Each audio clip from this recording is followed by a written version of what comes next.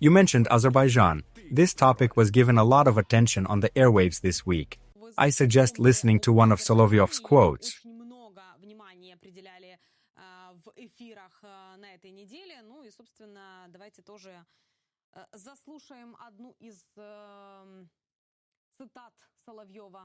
With all due respect to Azerbaijan, its history and traditions, Russia remains the country's third trading partner, and even its slightest signal matters.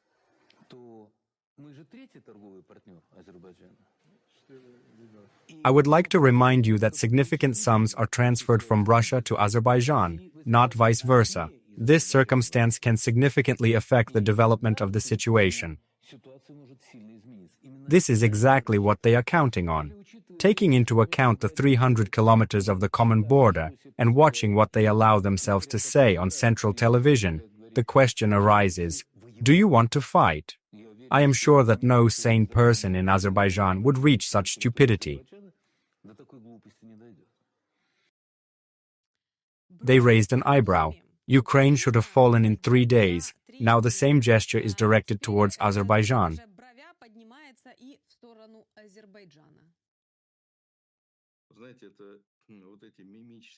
Solovyov constantly uses facial gestures. He threatens Ukraine, then Europe, now Azerbaijan. Russia is always raising its eyebrows, rolling its eyes, mimicking a threat. But no one is afraid of it anymore. It looks ridiculous. I think many people in the studio just hold back their laughter when Solovyov says things like that.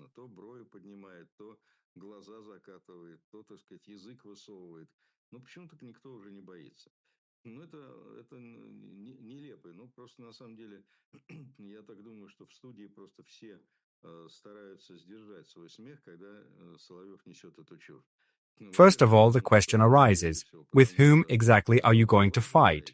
It is obvious that Azerbaijan itself is not an equal opponent for Russia. However, there is a well-established formula. One nation, two countries. We are talking about Azerbaijan and Turkey, and the Turkish army is at least as good as the Russian army, especially considering that all Russian forces are now involved in the war against Ukraine.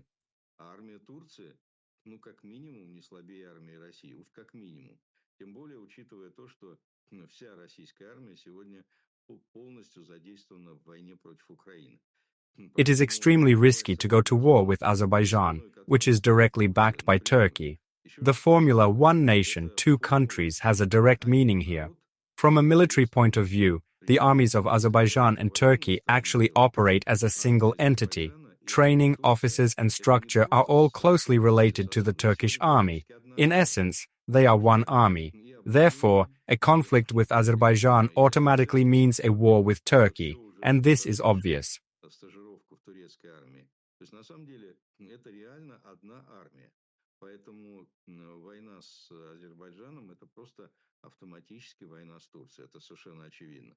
A war with Turkey would be a crushing defeat for Russia, especially since Putin does not have a second army for such a conflict.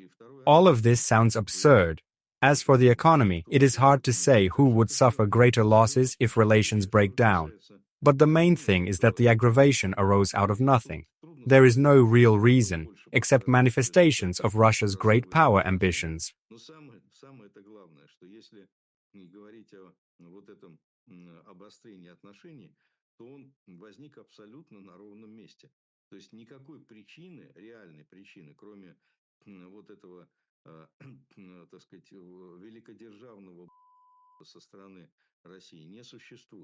There is not a single good reason for the conflict, although some political analysts are trying to find a justification for it.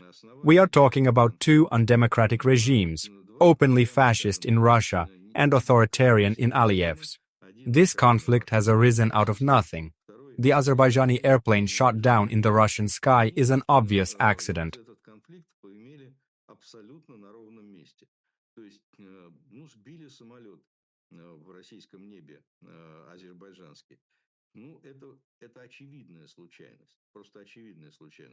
Instead of solving the problem through an admission of guilt and an investigation with a specific culprit, the authorities chose to evade responsibility. This was not a situation where Putin's daughter was behind the shooting. The culprit could easily have been named. Instead, however, Putin chose tactics of silence and innuendo, including absurd theories about the alleged involvement of a Ukrainian drone. All of this was perceived as outright mockery.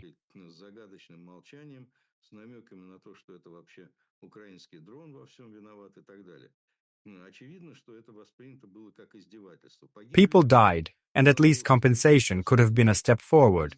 Instead, a protracted and humiliating story for Azerbaijanis began. 2 Azerbaijani citizens were killed and several were wounded. Then came the accusation of Aliyev's son in non-payment of taxes, and precisely at the height of the conflict. In addition, the situation was aggravated by the hysteria on Russian television, where some commentators, like Morden, reach absurd statements that Azerbaijanis allegedly never existed.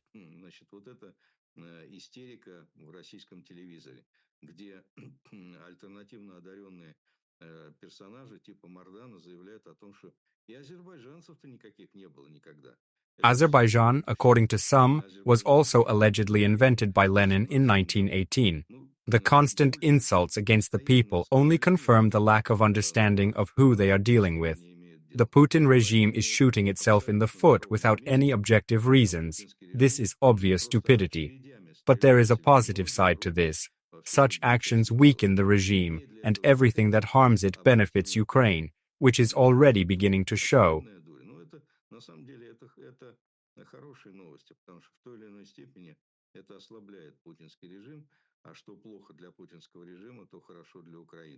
At this moment, the traitor Oleg Tsaryov expresses indignation that the bodies of Azerbaijanis who died as a result of torture by Russian law enforcement agencies have been handed over to Azerbaijan.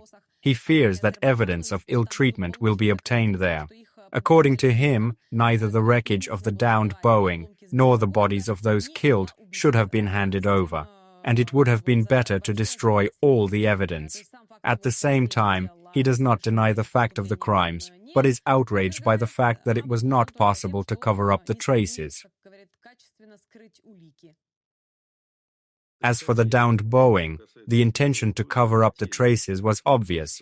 However, the Azerbaijani pilots, showing professionalism even in the last minutes, managed to take the plane outside Russia, and it went down in Kazakhstan. That is why it was not possible to hide the evidence. If the crash had occurred on Russian territory, the investigation would most likely have been significantly hampered.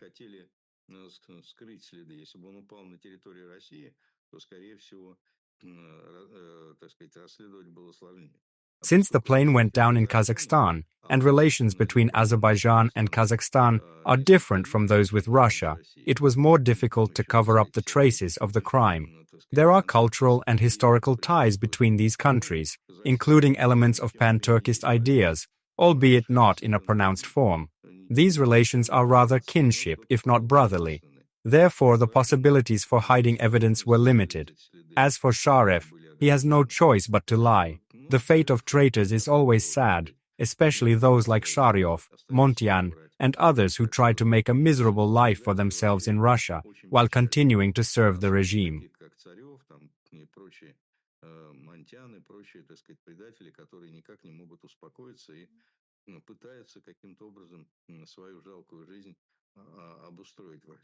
One more thing, then he raises an eyebrow, then yells on air, trying to impress.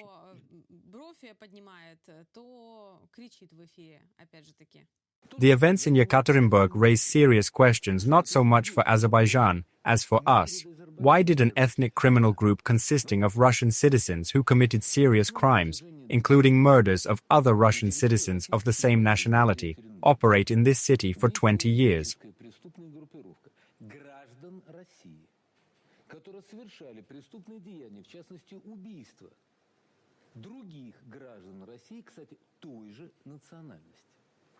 How did it happen that the authorities of Yekaterinburg and the Sverdlovsk region did not take any measures to establish control at that moment and allowed a certain structure to arbitrarily decide who to cover up and who to eliminate?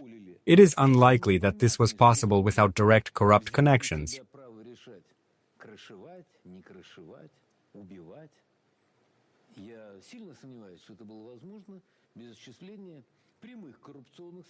Judging by the reaction of some circles in Azerbaijan to the detention of the murderous gang, one gets the feeling that money flows from criminal activities were not only directed to bribe officials in Russia, but also went to certain clans in Azerbaijan.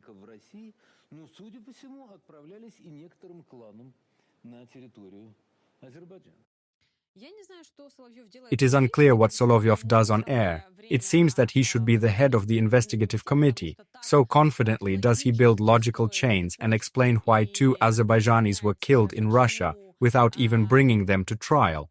It seems that only he is capable of such justifications.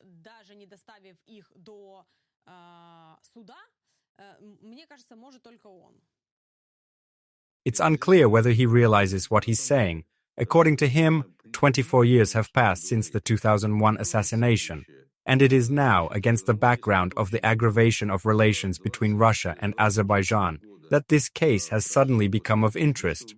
All these years nobody paid attention, and now, after the incident with the airplane and the tension between Putin and Aliyev, they suddenly decided to return to this episode, as if a motion sensor had been triggered. Все 24 года смотрели в другую сторону, а тут вдруг сработал датчик движения. Как только сбили самолет, там какие-то возникли напряженности между Путиным и Алиевым, и вдруг решили посмотреть в эту сторону. This means that the murder committed in 2001 has nothing to do with the detention and murder of 2 Azerbaijanis. Just someone decided to seize the moment and contribute to pressurizing Azerbaijan. There is no other explanation. Solovyov's words only confirm it. For 24 years no one has shown interest, and suddenly, reaction. As his colleague likes to say, coincidence? I don't think so. Obviously this has nothing to do with justice or a real investigation. It is simply a signal, a fast command.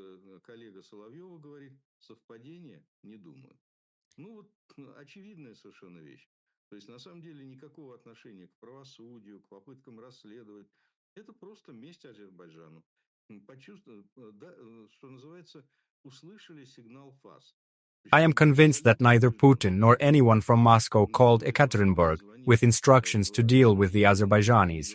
This is an initiative of those who have a huge stockpile of xenophobia. They felt that the moment had come to unleash it, because now it is possible to openly hit Azerbaijanis.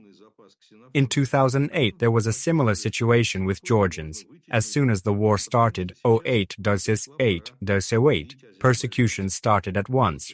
I remember well how we went to the streets with badges, I am Georgian.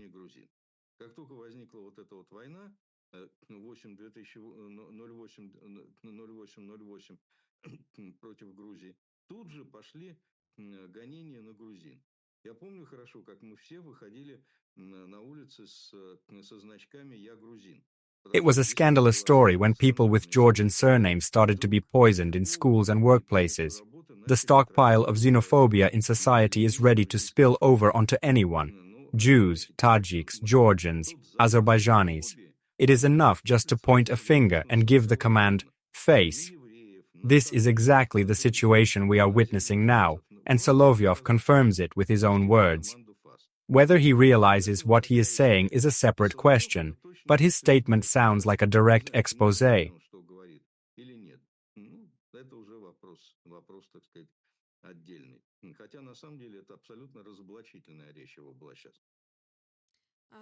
At the same moment, Solovyov loudly demands that the situation be sorted out, while Maria Zakharova and representatives of the top brass try to smooth the situation by claiming good relations, trade partnership, and attempts to sow discord.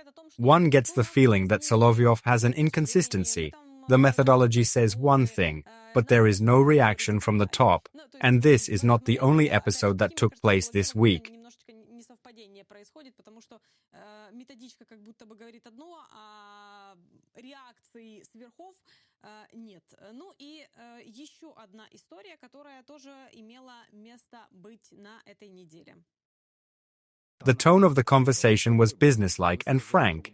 Both sides outlined everything that had accumulated over 3 years, although there was not much to accumulate. It was a constructive dialogue that was long overdue. It was important to discuss all the nuances, and hear each other's position directly, because it is one thing to read the reports of assistance and quite another to get information firsthand.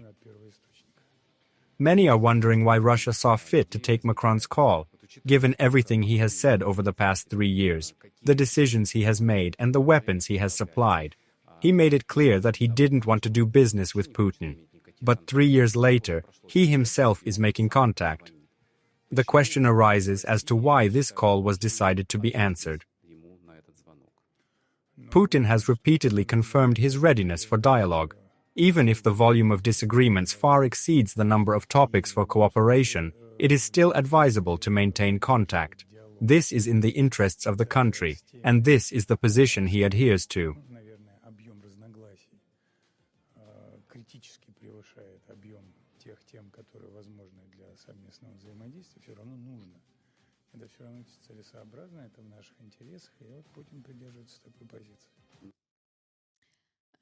The conversation between Macron and Putin is not that important. The main question is why Putin decided to take the call.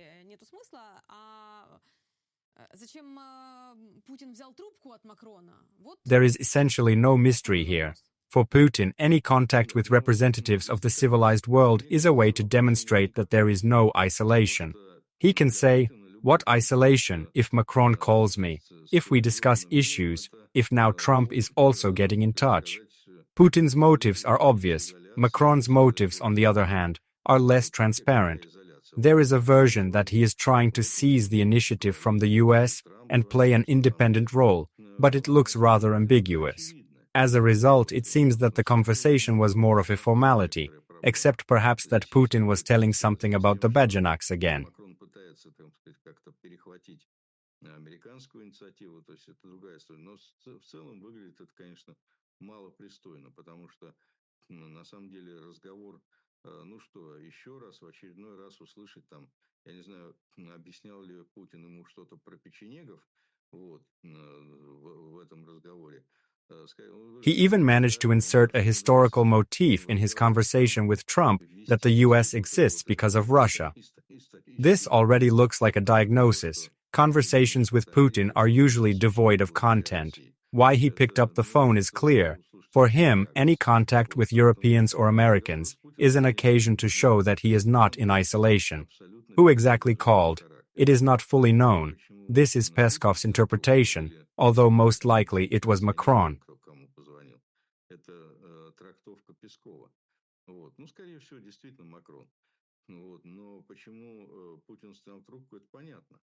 Для Путина всегда любой разговор с европейцами, с американцами – это повод. He is in isolation, and every contact with Western leaders is used as an attempt to deny this. But Macron's actions, in my opinion, look like a manifestation of weakness. In this sense, I am closer to the position of Merz, who said that there is nothing to talk about with Putin now, he must be crushed. This is exactly what Germany is doing, supplying Ukraine with weapons and trying to acquire Patriot installations for it.